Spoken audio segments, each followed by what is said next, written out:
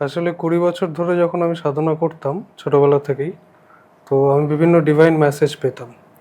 তো যত এগিয়েছি সাধনার মধ্যে, আমাদের তো চতুর্যোগ বলে একটা ব্যাপার আছে, যোগ ও চতুষ্টয়।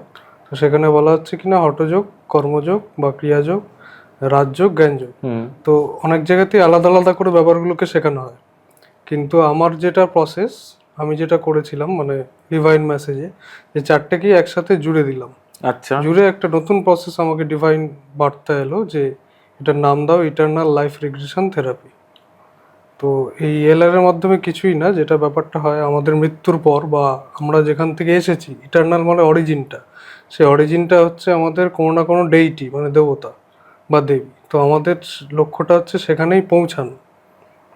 মানে এটার সঙ্গে কি ওই যে গোত্র বলা হয় ওটার সঙ্গে কোনো কানেক্টেড? না, গোত্রের সাথে কানেক্টেড না, ওটাও মনুষ্য অবস্থা, কিন্তু আমি বলছি কিন্তু আমরা বলছি যে প্রত্যেককে কোনো না কোনো দেবতার অংশ হয়েই এসছে। হ্যাঁ, যেমন মহাভারতে উল্লেখ আছে অর্জুন হচ্ছেন দেবরাজ ইন্দ্রের অংশ, আবার ওদিকে হনুমান আপনার পবনপুত্র বা ভীম পবনপুত্র। তো এরকমই আমরা কোনো না কোনো ডেইটির অংশ।